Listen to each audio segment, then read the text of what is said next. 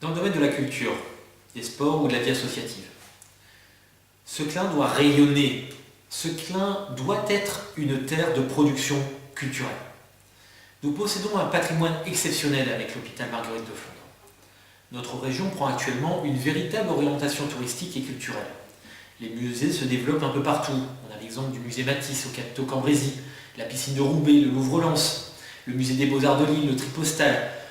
Le bassin minier a également été classé au rang du patrimoine mondial de l'UNESCO. Porte sud de la métropole et porte nord du bassin minier, ce clin a une carte importante à jouer et dispose d'un outil fondamental pour parvenir à cet objectif de rayonnement et de croissance grâce au développement de la culture. Un bureau d'études planche actuellement depuis un certain nombre d'années sur le devenir de l'ancien hôpital Marguerite de Flandre. Avant même le lancement de cette étude, j'ai défendu en commission ma vision des choses, celle d'en faire un lieu d'accueil d'artistes pour que ce clin puisse être une terre de production artistique et culturelle. Financé par un partenariat public-privé, on pourra y trouver un espace d'exposition permanent qui attirera les nombreux touristes de passage dans notre région, mais également un complexe hôtelier et de restauration. Outre la croissance économique et les emplois d'avenir créés, notre projet vise également à ouvrir ce lieu aux ateliers culturels de ce clin et à nos écoles.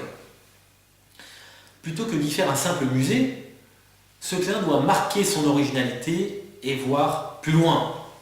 Relayant le Louvre-Lens et le musée des Beaux-Arts de Lille, si nous nous en donnons les moyens, nous pouvons devenir un lieu d'accueil touristique incontournable et profitable pour nos restaurateurs et pour la formation hôtelière.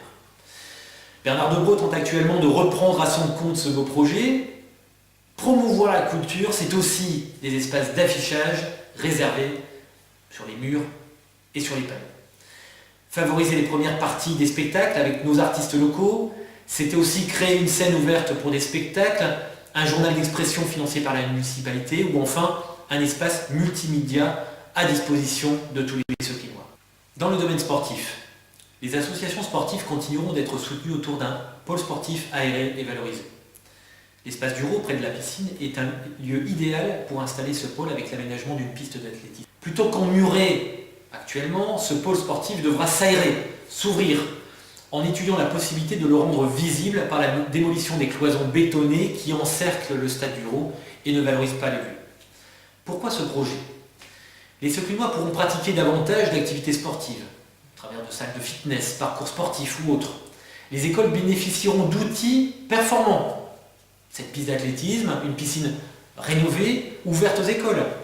Il est important dans ce lieu ouvert d'attirer sur les temps du midi ou en début de soirée les travailleurs des zones d'activité et ainsi favoriser la consommation de produits sportifs en centre-ville. Des équipementiers sportifs qui pourraient s'installer, des ventes d'équipements d'occasion ou de rendre plus attractifs nos commerces de proximité.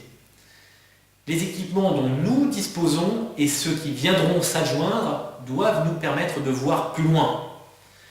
Promouvoir le sport, c'est aussi tout mettre en œuvre pour favoriser la pratique du sport pour les personnes en situation de handicap. C'est aménager des installations sportives adaptées. C'est également promouvoir les valeurs du sport auprès des jeunes et aider la formation des futurs éducateurs. C'est rendre accessibles les pratiques du sport avec des tables de tennis de table extérieures, comme à Burgos. Ce sont des paniers de basket dans les différents quartiers, que ce soit aux aviateurs, à la Mouchonnière ou auprès de la piscine. C'est enfin aménager des parcours sportifs le long de la voie verte avec le maintien à proximité d'un centre équestre actif et vivant. Côté vie associative sauquinoise, nous tenons absolument à ce que tous les projets associatifs soient valorisés par la création d'une vraie maison des associations au sein de la mairie annexe dont nous aurons évité la destruction sauvage, je vous l'expliquais plus tôt. L'objectif est d'offrir aux associations sauquinoises plus de moyens pour fonctionner et de trouver une structure sur laquelle elles peuvent s'appuyer pour porter un projet ou résoudre certaines difficultés. Plutôt que d'agir séparément, c'est en mutualisant les moyens que nos associations seront plus fortes. La mise à disposition de salles sur les espaces non pollués de l'Incrusta, salles construites à cet effet, peuvent compléter ce dispositif. Chères Sauquinoises, chers Sauquinois, le projet que nous proposons s'inscrit dans le cadre d'une vision économique différente, équitable et faite pour réduire nos dépenses et la pression fiscale qui pèse sur les ménages et les entreprises. L'avenir de Seclin ne peut pas se construire sur la désinformation, l'opacité et l'absence de démocratie. Seclin doit garder la maîtrise de son destin et ne pas accepter certains projets aberrants qui vous sont imposés, tels la carte pôle d'échange en centre-ville, des projets immobiliers sur des sols pollués, une densité urbaine irraisonnée. Pour chacun de nos quartiers, de beaux projets nous attendent. Vous connaissez mon engagement pour Seclin. Vous connaissez ma détermination à faire grandir Seclin tout en restant très vigilant pour permettre à cette ville de conserver son âme. Je ne veux pas d'un Seclin reclus sur lui-même, timide, renfermé. Je veux un Seclin fier de ses racines. Je veux un Seclin précurseur, incontournable. Un Seclin où le maire assume enfin pleinement ses responsabilités en matière de sécurité. Seclinois, Seclinoises de tous horizons, nous avons besoin de vous. L'avenir de Seclin passe par votre vote. Aidez-nous à construire un Seclin plus fort, plus rayonnant.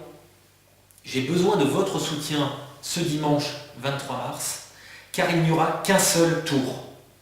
Chaque vote sera donc décisif, et je sais pouvoir compter sur chacun et chacune d'entre vous pour bâtir Seclin plus loin. À dimanche.